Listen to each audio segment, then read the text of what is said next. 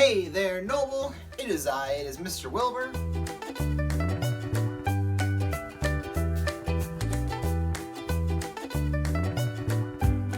And we're talking about Tuesday. Specifically, Tuesday, April 21st. That's right, it's Season 5, Episode 1 of your morning announcements. Now, once again, I'm going to have to ask you to remain calm and not panic. For the second times in the Noble High School morning announcements, through circumstances outside of my hands, Weird Purple Coffee Cup is unavailable today. Therefore, we have the return of Flower Mug. Ah, there's fans. There aren't. There are. You're making it up. Alright, what was I talking about? Your stupid cup. Right.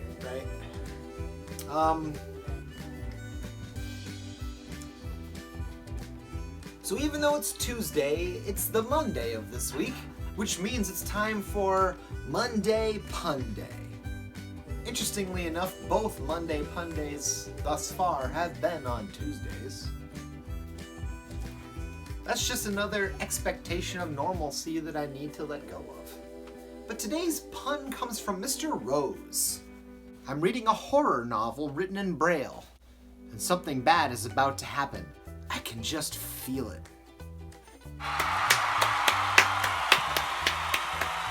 Ooh, it's so good.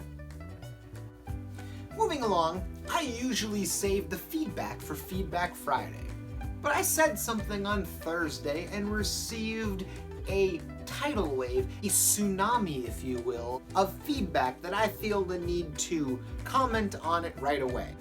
Dear Mr. Wilbur, Hercules is one of the best animated Disney movies of all time. How can you not like Hercules? You're really gonna roast Hercules like that? You have a problem with Hercules, you have a problem with me.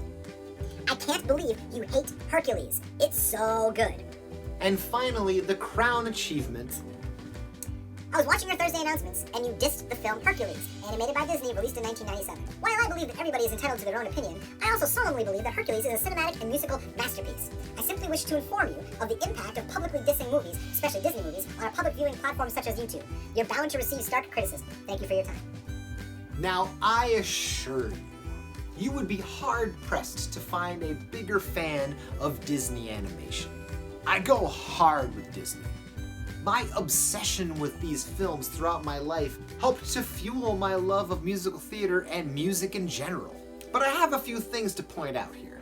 First of all, I don't know where all this stuff about hatred comes from. I believe my exact words were, it's not the best Disney film, it's alright.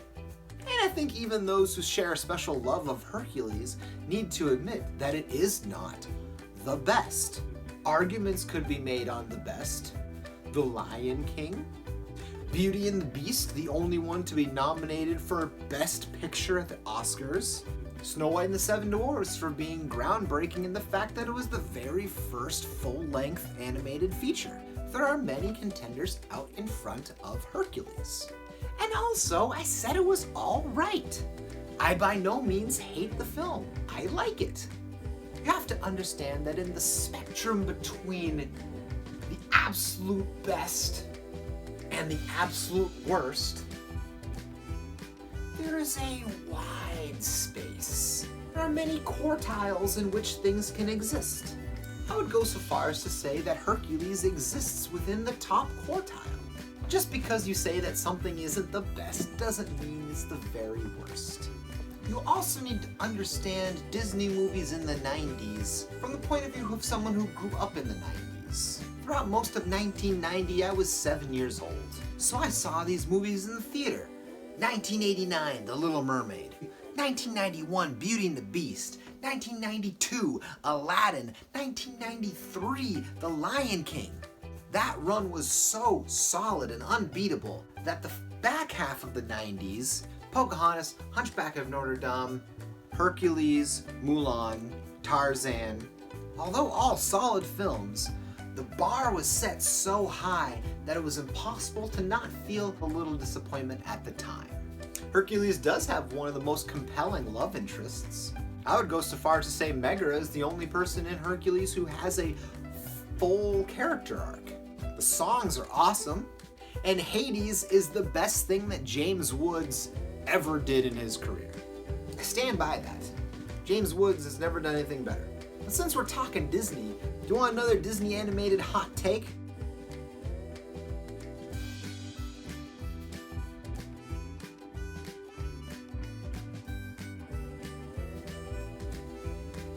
So therefore, let's move on to our word of the day.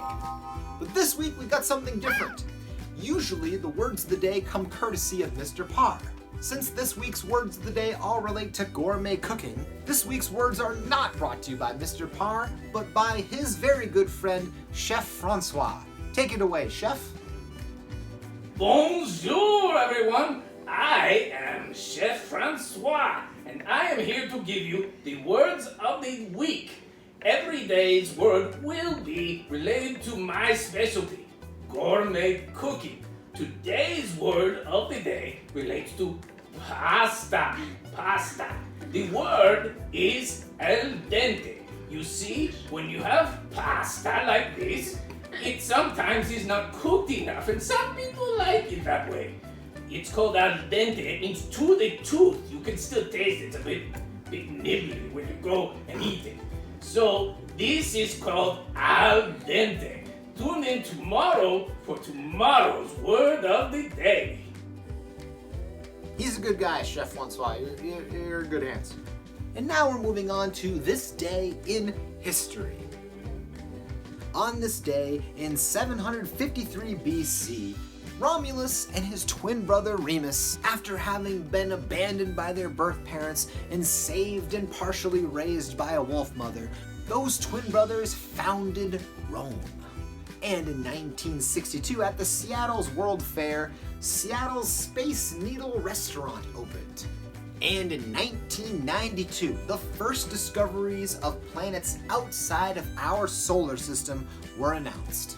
And now we're moving on to our pet of the day. Today's staff pet of the day comes from Mrs. Lisa. In her email, she said, "Food service workers have pets too. This is Tucker. He likes to play games. Can you guess what state he is impersonating?" The answer is Oklahoma. Thank you and have a great day, Mrs. Lisa from Food Service. Thank you so much for pictures of your geographically accurate kitty. And our student pet of the day comes from Nolan Lowry. This is Nolan's rabbit with many names: Elsa, Nippy, Blubber Fortress, Beauty Baby, Beef Baby, Large Mammal. No matter the name, she is well loved. Hope you have a great day and are staying safe and healthy.